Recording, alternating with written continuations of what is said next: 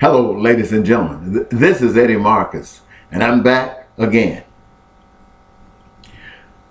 Of late, as I've been riding the surf on the internet, listening to what others amongst my peers, my family, my brothers and my sisters are saying about the various issues that are affecting their lives all across the country, all across the nation.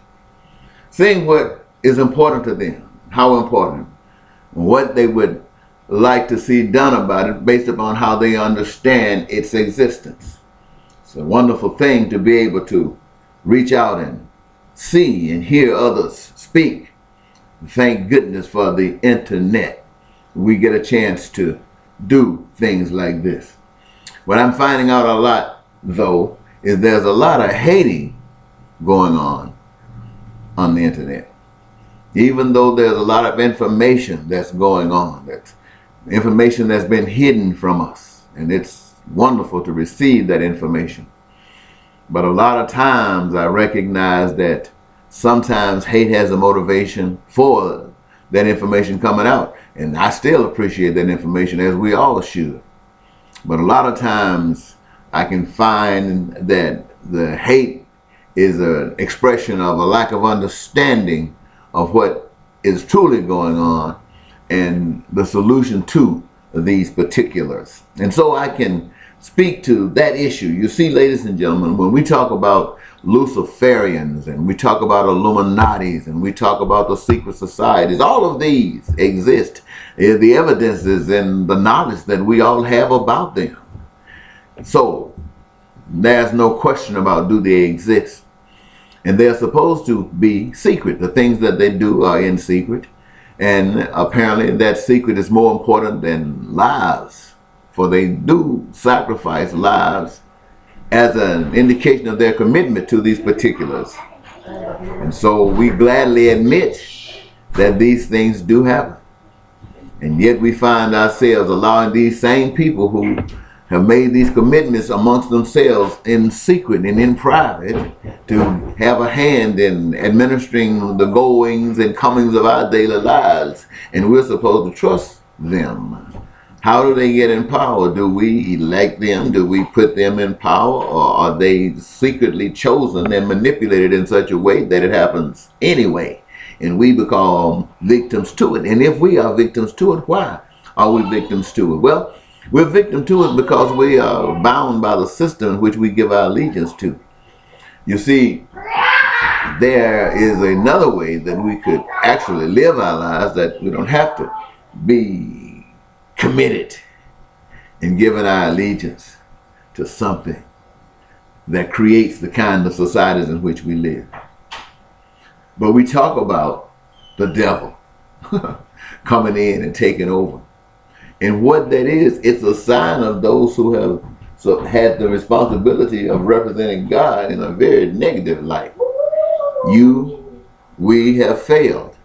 We have failed. From the time we were in the garden, working in perfection, on the right path, in the right direction, we allowed someone to deceive us, to come up and lie to us and put us on a different path. And we've been following that path ever since. Irrespective of the fact that some of us occasionally have a little heart in us and prolong the death sentence that we have put ourselves in line for. We prolong it, but invariably on the same path, we are destined to run a head collision.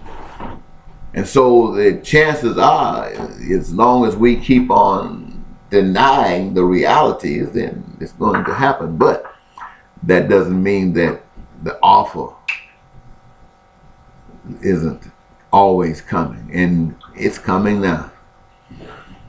It's coming now. We have allowed the devil to create out of what God has given systems that people gladly claim their own. They claim the best in the world. Whatever land you're in, yours is the best in the world to you. At least that's what you have been telling yourselves. Everybody's still following that lie. still following that lie. Still following that lie. But why? Why? Because you, according to the scriptures, on the day that you violate these rules, you will surely die. And you are spiritually dead. We as human beings are trying to serve a God we have heard about through our intellect, through our abilities to be smart. But we are failing because we have to do it spiritually. And we are spiritually dead. That's why the devil is coming and taking control of the world. That's why the devil can start telling you that the way to success is to come on over on his side and denounce God, Jesus, church, all that stuff, just totally denounce it. And on the other side, the plans are to kill off so many of us, and you can be in partnership with that, and it's okay because you don't believe in God either. And why should you believe in God? God hasn't identified himself like Satan has. The people who say they know God are riding on Satan's ship every day.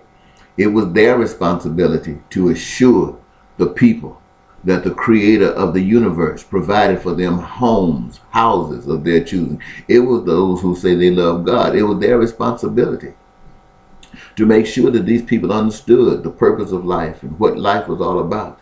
To make sure that they had unlimited, unrestricted education, unrestricted, unlimited health care from the womb to the tomb.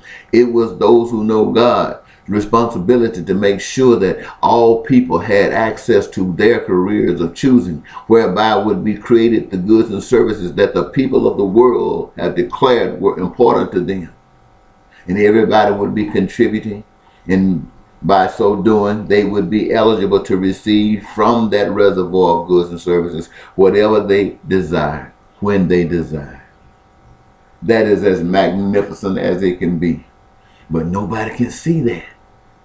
They see in America capitalism. And no, there's no way you can have peace and prosperity in a capitalist system because it's based upon profit. Profit means getting more than you gave. That's easy to understand. Getting more than you gave. And invariably, if you keep dealing with the same people, you're going to have everything they got.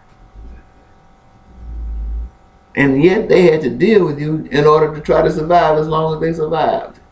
And they never fought you.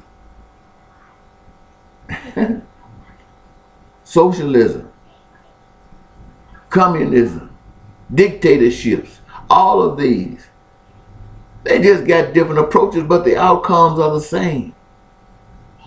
But it is God's people who are supposed to stand up and show the ignorance and the evilness and ugliness of these systems by lifting up the heavenly system. My. Like I just got through telling you.